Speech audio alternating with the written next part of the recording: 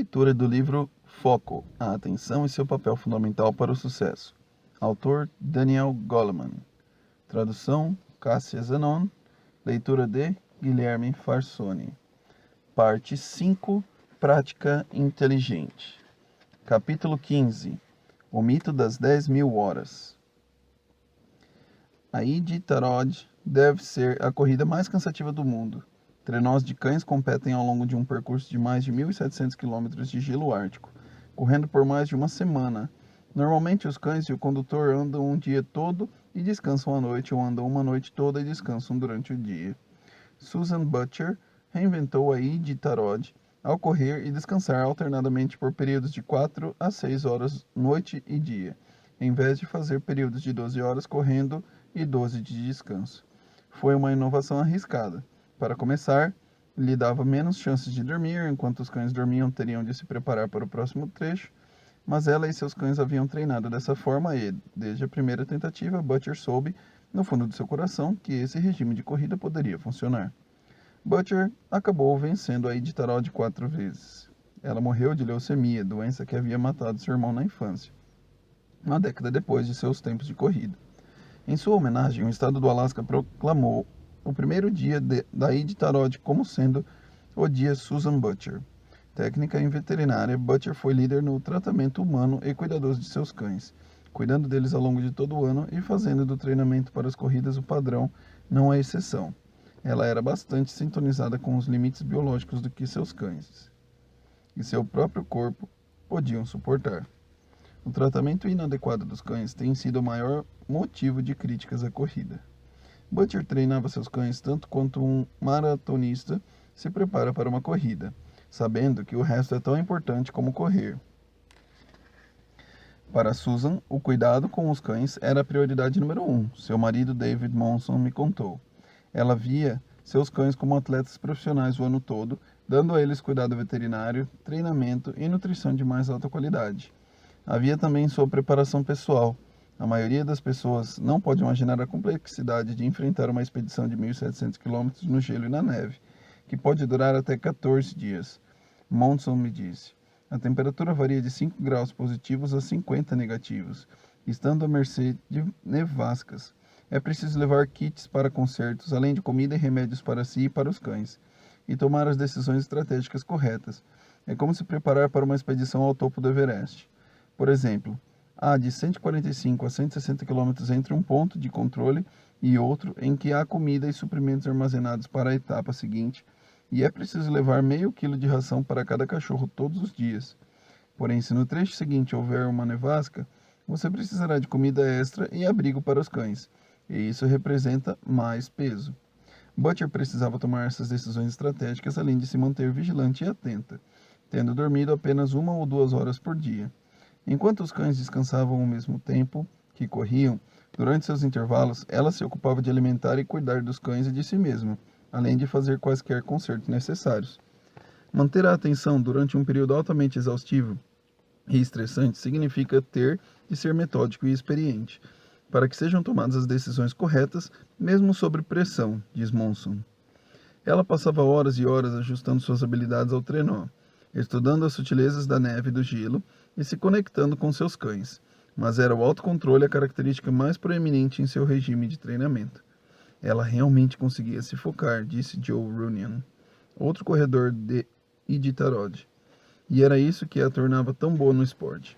A regra das 10.000 horas, de que esse nível de treinamento é o segredo do sucesso em qualquer área, se tornou uma verdade sacrossanta, repetida em sites e recitada como uma ladainha em workshops de alto desempenho. O problema, ela é apenas uma meia-verdade. Se você é péssimo no golfe, por exemplo, e comete os mesmos erros toda vez que tenta dar uma determinada tacada, 10.000 horas de treino desse erro não irão melhorar o seu jogo. Você ainda será péssimo no golfe, ainda que mais velho.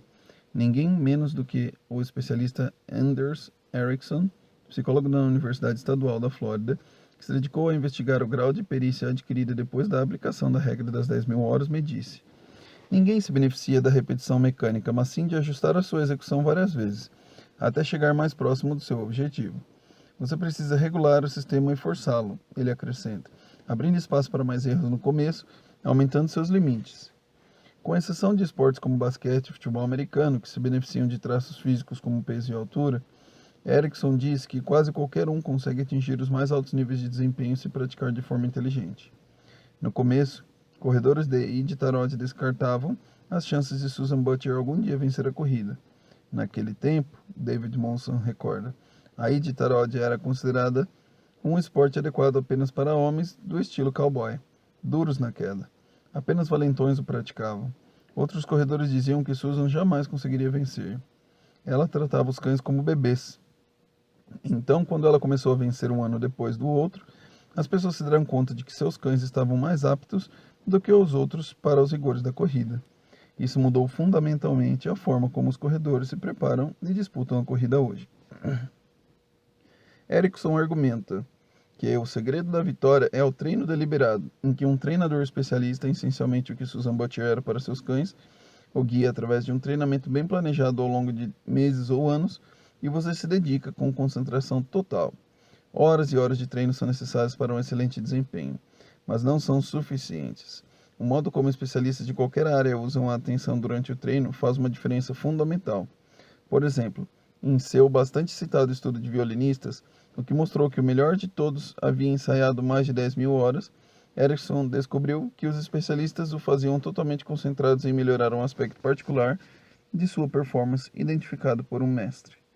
Uma prática inteligente sempre inclui um esquema de feedback, que permite reconhecer erros e corrigi-los, razão pela qual os dançarinos usam espelhos. Idealmente, esse feedback vem de alguém com um olhar de especialista. E assim, cada esportista campeão de nível internacional tem um treinador. Se você pratica sem esse feedback, você não chega ao topo. Feedback importa, bem como a concentração e não apenas as horas. Aprender como melhorar qualquer habilidade exige foco descendente, a neuroplasticidade, o fortalecimento de velhos circuitos cerebrais e a construção de novos para uma habilidade que estejamos treinando exigem que prestemos atenção. Quando treinamos com nosso foco em outro lugar, o cérebro não reprograma o circuito relevante para aquela rotina em especial. Sonhar acordado acaba com o treino. Quem assiste à TV enquanto faz exercício jamais chegará ao topo. Prestar atenção total parece aumentar a velocidade de processamento da mente, fortalecer as sinapses e expandir ou criar redes neurais para o que estamos praticando. Pelo menos no começo. Quando você domina a execução da nova rotina, a prática repetida transfere o controle dessa habilidade do sistema descendente de foco intencional para os circuitos ascendente, que acabam tornando sua execução mais fácil. A essa altura, você não precisa mais pensar na execução. Pode realizar a rotina bastante bem no automático. E é aí que os amadores e especialistas se distinguem. Os amadores se contentam, a certa altura, em permitir que seus esforços se tornem operações de baixo para cima. Depois de cerca de 50 horas de treinamento, seja esquiando ou dirigindo, as pessoas atingem aquele nível de desempenho bom o bastante, em que conseguem realizar os movimentos mais ou menos sem esforço, não sentem mais a necessidade de uma prática concentrada, mas se contentam em se sair bem com o que aprenderam. Não importa quanto mais treinem nesse modo ascendente, a melhoria será desprezível. Os especialistas, em contrapartida, continuam prestando atenção de cima para baixo, contrariando intencionalmente o desejo cerebral de automatizar as rotinas. Eles se concentram ativamente naqueles movimentos que ainda precisam aperfeiçoar, corrigindo o que não está funcionando bem no jogo, refinando os modelos mentais sobre como jogar ou se concentrando nos detalhes do feedback de um treinador experiente. Quem está no topo nunca para de aprender. Se em algum momento começam a relaxar e abandonam esse treino inteligente, passam a jogar com o circuito ascendente e suas habilidades se estabilizam. O especialista, diz Erickson, contraria ativamente as tendências ao automatismo, construindo e buscando deliberadamente treinamentos nos quais a meta estabelecida excede seus níveis atuais de desempenho. E acrescenta: quanto mais tempo o especialista consegue investir no treino deliberado com concentração total, mais desenvolvido e refinado será o seu desempenho. Susan Butcher treinava a si mesma e a seus cães puxadores de trenó a operar uma unidade de alto desempenho. Ao longo do ano, ela e seus cães passavam por um ciclo de períodos de 24 horas de corrida e descanso. Então tiravam 2 dias de folga, ao invés de arriscar que seus cães diminuíssem o ritmo por terem corrido demais, caso seguissem o padrão da época de intervalos de 12 horas. Quando chegavam à corrida e de Tarod, ela e os cães estavam com um condicionamento máximo. A atenção focada como um músculo trabalhado se cansa. Erickson descobriu que competidores de nível mundial, sejam levantadores de peso, pianistas ou uma equipe de trenó puxada por cachorros, tendem a limitar o treino pesado a cerca de 4 horas por dia. Descansar e restaurar a energia física e mental faz parte do regime de treinos. Eles buscam forçar a si mesmos e a seus corpos ao máximo, mas não tanto a ponto de o foco diminuir durante a sessão de treinamento. O treinamento ideal mantém a concentração ideal. Blocos de atenção. Quando o Dalai Lama fala a grandes plateias em suas turnês mundiais, ao seu lado normalmente está Thupten Jinpa, seu principal intérprete para a língua inglesa. Jinpa presta profunda atenção enquanto Sua Santidade fala em tibetano, fazendo apenas rápidas anotações ocasionais. Então, quando há uma pausa, Jinpa repete o que foi dito em inglês, com seu elegante sotaque de Oxbridge. Nas ocasiões em que fiz palestras no exterior com a ajuda de um intérprete como Jinpa, me disseram que eu deveria falar apenas algumas frases antes de pausar para que o intérprete repetisse minhas palavras na língua local. De outro modo, seria muita coisa para lembrar. Mas eu estava presente quando essa dupla tibetana estava diante de uma multidão de milhares de pessoas, e o Dalai Lama parecia estar falando em blocos cada vez mais longos antes de pausar para a tradução para o inglês. Pelo menos uma vez ele falou em tibetano por um total de 15 minutos antes de fazer uma pausa. Parecia uma passagem impossivelmente longa para ser acompanhada por qualquer intérprete. Quando o Dalai Lama terminou, Jinpa ficou em silêncio por vários instantes enquanto a plateia se remexia com palpável consternação diante do desafio de memória que ele estava enfrentando. Então Jinpa começou a traduzir e ele também falou por 15 minutos sem hesitar ou sequer fazer uma pausa. Foi um desempenho impressionante que levou a plateia a aplaudi-lo. Qual é o segredo? Quando perguntei a Jinpa, ele atribuiu sua prodigiosa memória ao treinamento que teve quando era um jovem monge num mosteiro tibetano no sul da Índia, onde era exigido do que memorizasse longos textos. Começa quando temos 8 ou 9 anos, ele me disse. Trabalhamos com textos em tibetano clássico que ainda não compreendemos. Seria como um monge europeu memorizar algo em latim. Nós memorizamos os textos pelo som. Alguns deles são cânticos litúrgicos. Vemos monges recitando esses cânticos totalmente de memória. Alguns dos textos que os jovens monges memorizam têm até 30 páginas com centenas de páginas de comentários. Começávamos com 20 linhas que memorizávamos de manhã e repetíamos várias vezes durante o dia usando o texto como guia. Então, à noite, recitávamos tudo no escuro, completamente de memória. No dia seguinte, acrescentávamos mais 20 linhas e recitávamos todas as 40, até que conseguimos recitar o texto inteiro. O especialista em treinamento inteligente Anders Ericsson ensinou um talento parecido a alunos de uma universidade americana que, por meio de pura persistência, aprenderam a repetir corretamente até 102 dígitos aleatórios. Esse número de dígitos exigiu 400 horas de treinamento focado. Como Erickson descobriu, uma atenção apurada permite que aprendizes encontrem maneiras mais inteligentes de desempenhar uma tarefa, seja no teclado ou nos labirintos da mente. Quando se trata dessa aplicação da atenção, Jinpa confidenciou: é necessária certa obstinação, é preciso ter persistência, mesmo que seja chato. Uma memorização notável como essa parece expandir a capacidade de memória de trabalho, na qual guardamos por alguns segundos aquilo em que estamos prestando atenção, antes de passarmos para a memória de longo prazo. Mas esse aumento é funcional, não é um alongamento real do que conseguimos manter em atenção num único instante. O segredo é compartimentar, uma forma de treinamento inteligente. Enquanto Sua Santidade está falando, Jinpa me disse: eu sei a essência do que ele está dizendo e maior parte do tempo eu sei sobre qual texto em particular ele está falando. Faço uma pequena anotação dos pontos-chave, embora raramente consulte as anotações quando eu falo. Essas anotações são uma forma de compartimentação. Como Herbert Simon, o falecido prêmio Nobel e professor de ciências da computação da Universidade Carnegie Mellon, me disse anos atrás, todo especialista adquiriu algo como essa capacidade de memória, em sua especialidade. A memória é como um índice.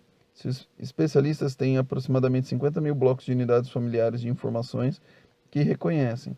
Para um médico, muitos desses blocos são sintomas. Na Academia de Ginástica da Mente, Pense na atenção como um músculo mental que podemos fortalecer por meio de exercícios. A memorização exercita esse músculo bem como a concentração. O equivalente mental de uma série de levantamento de peso é perceber quando nossa mente divaga e trazê-la de volta ao alvo. Ocorre que esta é a essência do foco unidirecional na meditação que, visto pela lente da neurociência cognitiva, normalmente envolve o treinamento da atenção. Somos orientados a manter o foco em uma coisa, como um mantra ou uma própria respiração. Tente fazer isso por um tempo e, inevitavelmente, a sua mente irá devagar. Assim, as instruções universais são as seguintes: quando a sua mente devagar e você perceber que isso aconteceu, traga-a de volta ao seu ponto focal e mantenha sua atenção lá. E quando sua mente voltar a devagar, faça a mesma coisa, e de novo, e de novo, e de novo. Neurocientistas da Universidade de Emory usaram imagens feitas por ressonância magnética para estudar os cérebros de meditadores, passando por esse simples movimento da mente.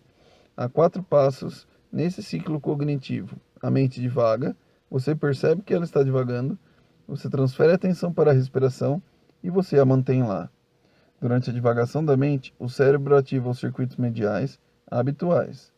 No instante em que você percebe que sua mente divagou, outra rede de atenção, a da ênfase, se alerta.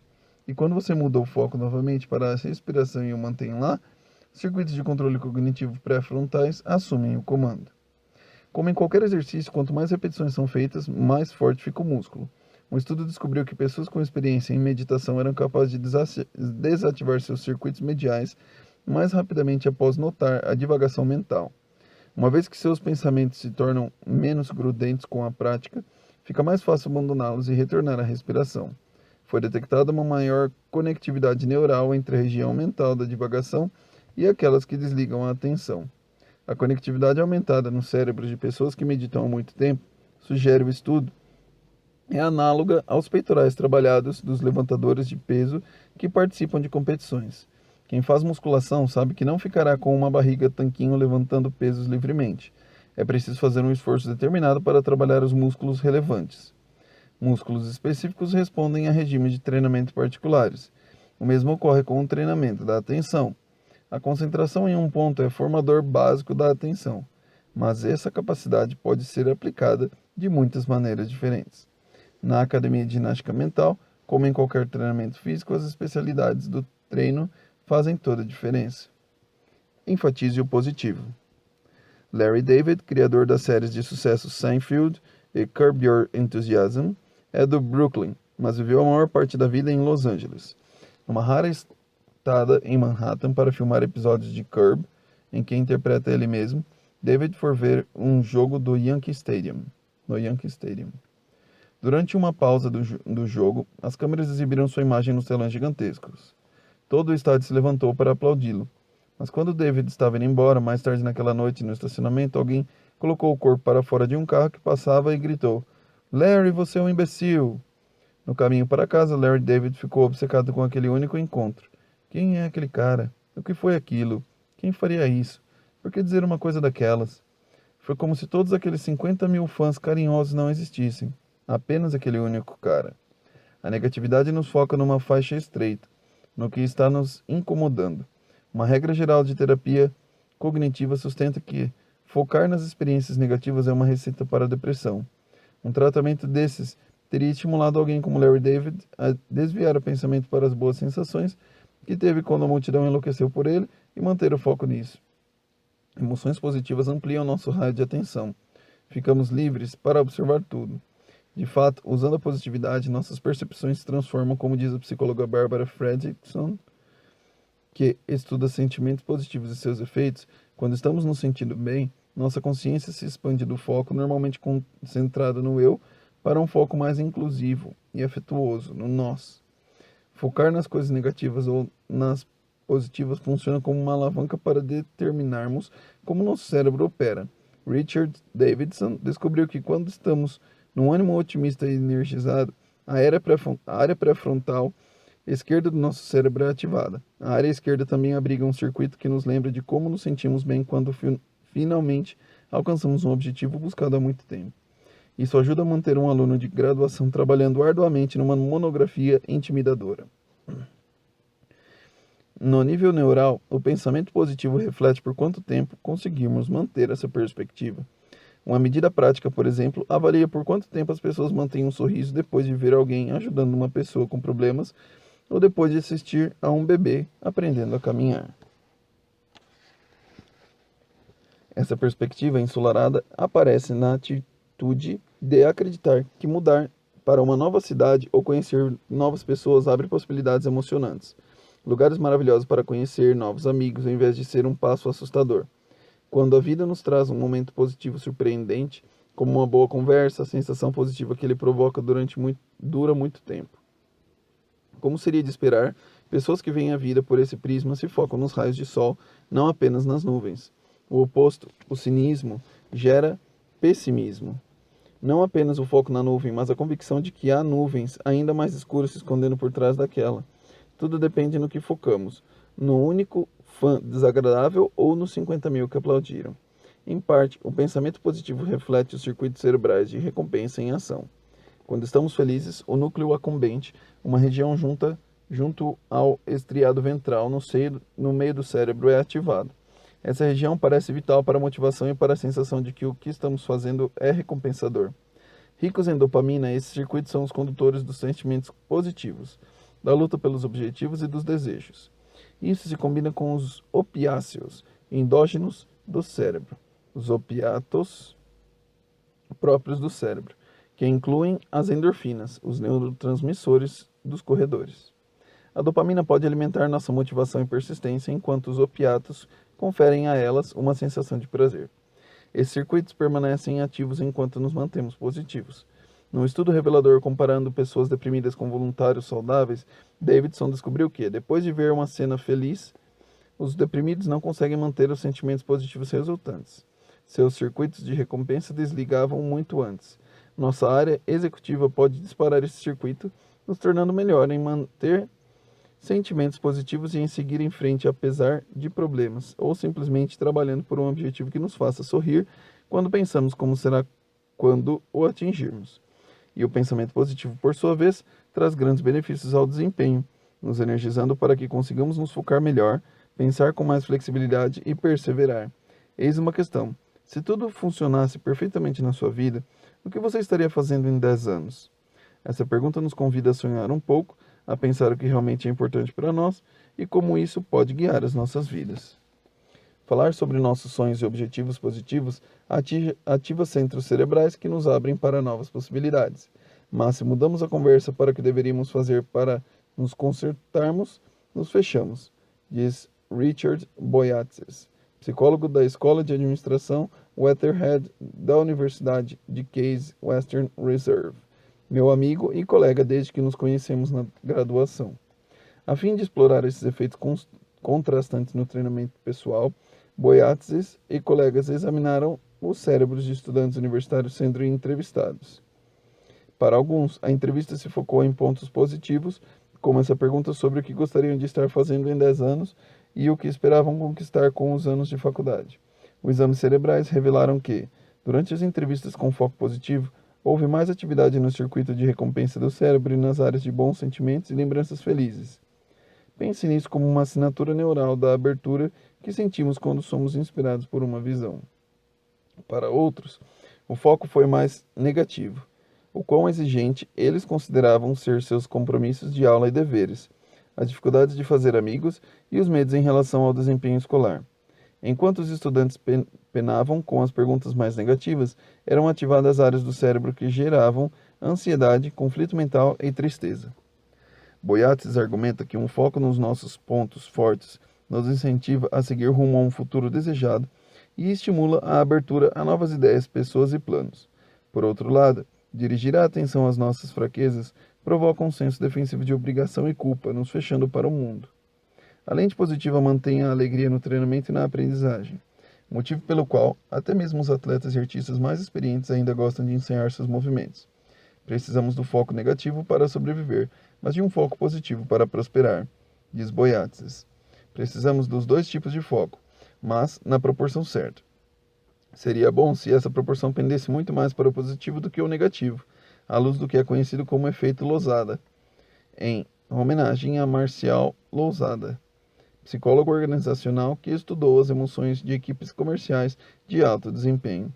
Ao analisar centenas de equipes, Losada determinou que os mais competentes tinham uma proporção positivo-negativo de pelo menos 2,9 bons sentimentos para cada momento negativo.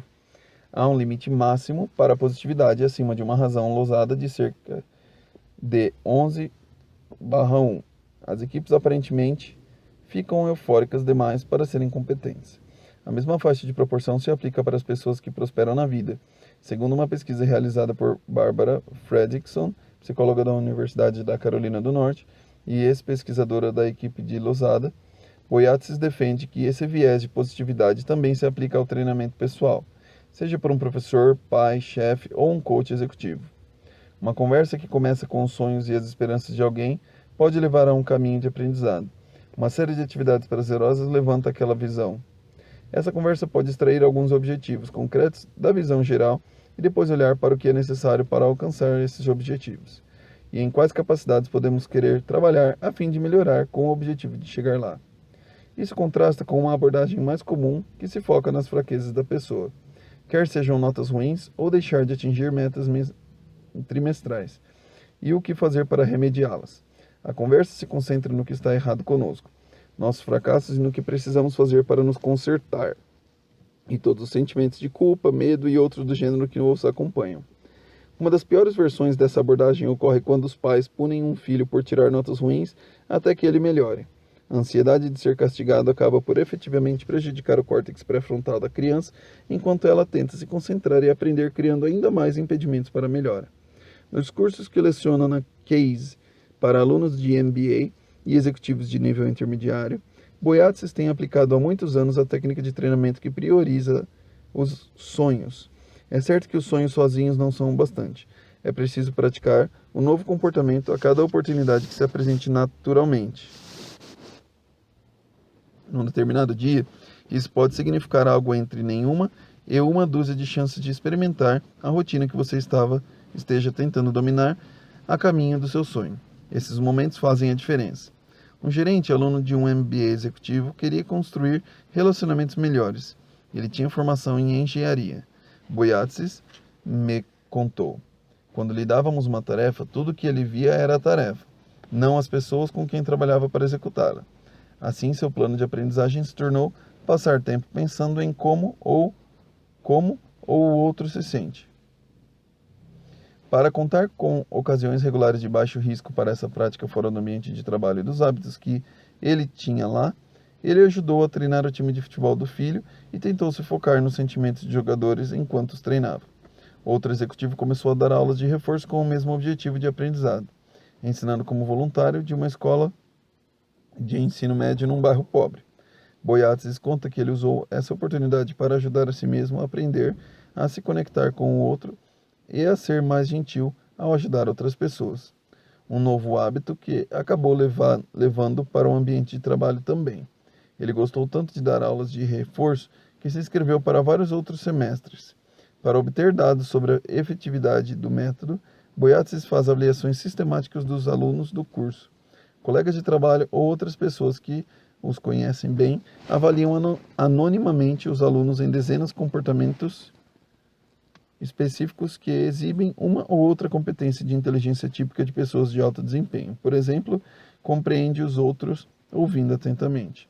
Então ele volta a procurar os alunos anos mais tarde e faz com que sejam novamente avaliados por quem está trabalhando naquele momento com eles.